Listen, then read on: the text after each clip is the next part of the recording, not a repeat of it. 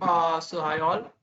Today I am describing you a topic from operating system, which is known as semaphores. So it is a very important topic.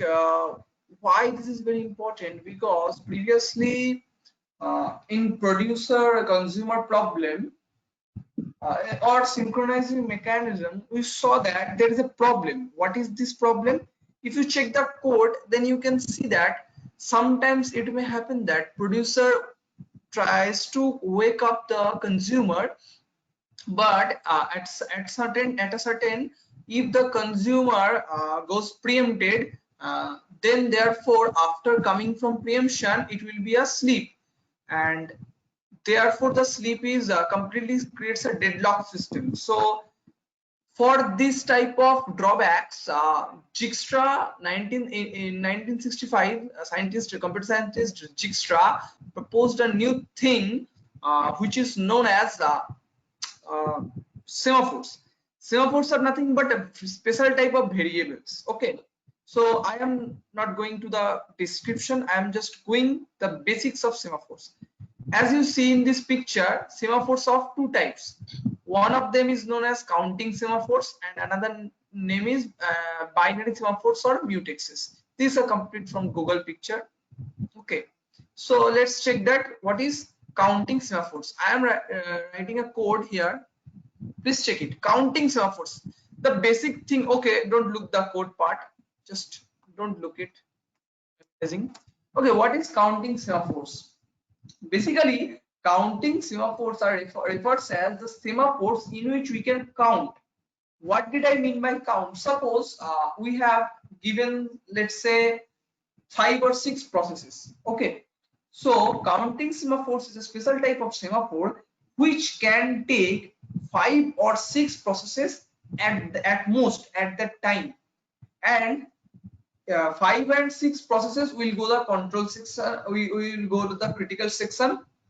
Okay, directly. So counting semaphores is a special type of semaphore where we can give more than one number of processes at a time to go critical section.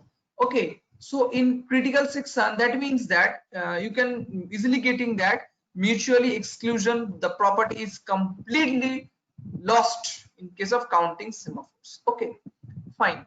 So next thing you have to know that counting semaphores, and suppose you give more than 6, suppose let's say I have given that 5 processes are applicable for counting semaphores, so more than 5, that means that 6 processes, then the extra processes will be added to the lists. We have a queue which will work like FIFOs. So according to so the extra process will be added to the list. Okay, so let's check the code. So we have two part, one is value part and another is list part. So it is better to use a structure. So I am making the code here, struct this, let give semaphore CSMA. So first thing is we need a value part, integer value. After that we need a queue list. I am giving the name as L. Okay, this is my basic structure is defined. You can understand that queue is not a data type, but just assume that there is a queue. You can make it by yourself. Okay, fine. So in case of semaphore, two functions are there. One is up, another is down. Okay, I'm just explaining what is down and what is up. Okay, sometimes down is also known as P, or also known as wait. Okay, so these are different name of down. You have to remember those names because sometimes those names are very creates very problems. Okay, okay, nice. So after that, after down part, we have some things like, okay, wait a minute. So after down part, I have the function. I am designing the function. Wait a minute. So what is the main using of down part? Basically, we give a initial value. What is initial value? The initial value refers that how many processes are allowable at a time at most. Are you getting? That means that if I give that counting semaphores value as 4, that means that at a time it can take at most 4 processes into its critical section. More than that processes will be in queued. Okay, fine. So is dot value is dot value plus is dot value minus 1. Okay, so why I have taken minus 1? Just hear very carefully that suppose is dot value initially I have given as 2. Okay, after invoking down it will be 1, after invoking down it will be 0. That means that I have completed two process. I have completed first initially it is 2, let's say. So there is, that means that no process yet to be in critical section. When it is 1, that means one process is present in critical section. When it is 0, that means 2 processes done in critical section. So my value is completed. Now we have to go for list. Okay, so after that we have to check. What we have to check? As we are decreasing, that means that some after sometimes it will go in minus. Why? Let's check it very carefully. That suppose our initial value was 2, after a process it will be 1, after a process it will be 0. That means that 2 processes is our highest and 2 processes we have achieved. So after if we give another process, then it will be minus 1. That means that this process is extra, but this process should be in queued. Okay, so for is dot value if less than 0, then what we have to do? We have to do, uh, keep the process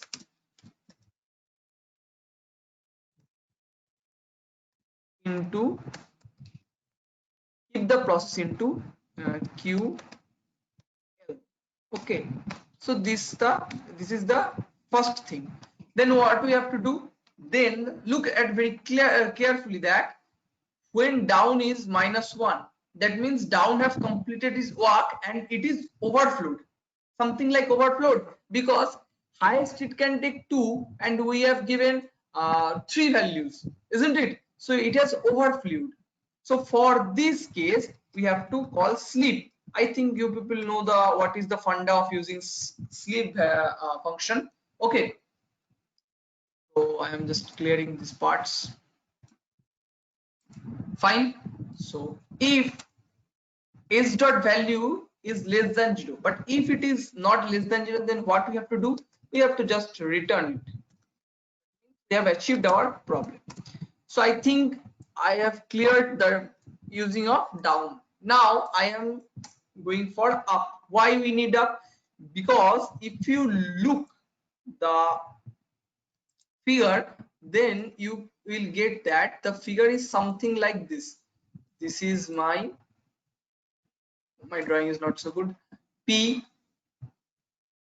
this is my critical section CS, and this is my, okay, wait a minute, this is my, what is it, V, or you may say up, whatever you can see. Okay, so this is the figure. So after completion of my P, I have to go for V. Okay, so let's do it. Fine. So I'm just starting to designing my up part or V. Do it. Okay, so in its down part, what is the main using of down part? The main using of down part to check how many processes are entered into our critical section, right? Isn't it? How many processes have entered into critical section? So after critical section, they will go into V. That means up part.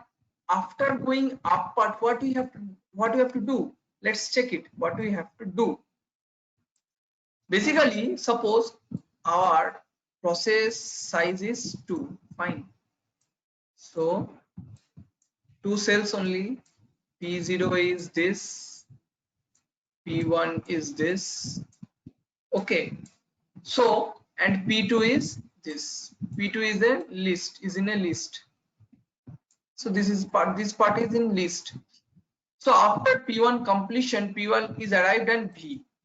Now P1 P0 is arrived at V. Okay. So after arrival of P0, this part is empty right now.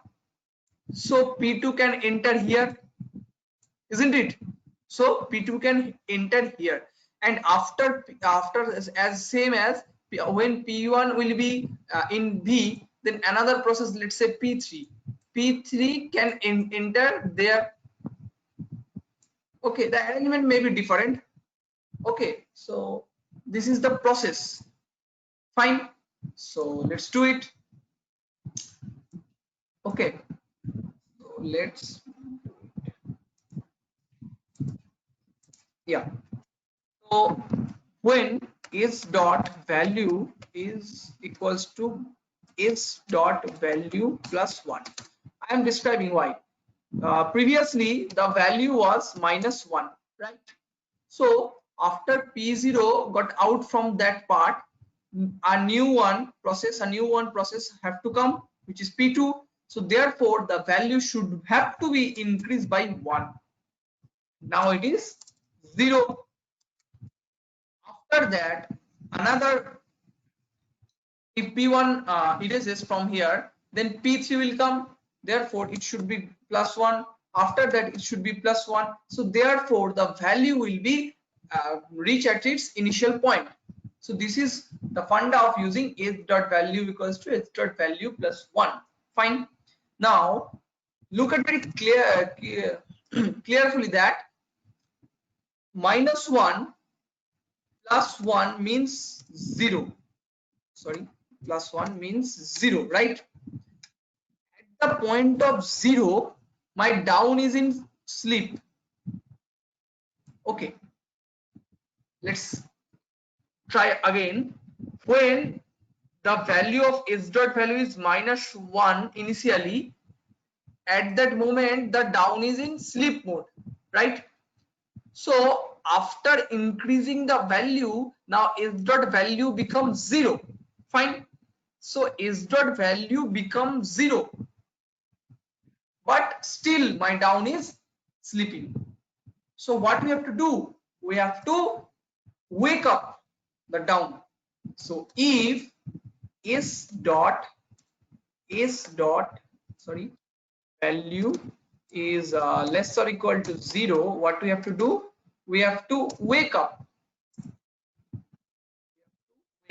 But still we have missed one thing. What is that thing? Taking P2 from the list to process. Take process from the, okay. So these are the two things we have to do. So we have completed the counting semaphores. If you have any problem, just let me know by email us or by YouTube comment. Okay, in next video I will give you pure description about binary semaphores. Okay, so thank you for watching this.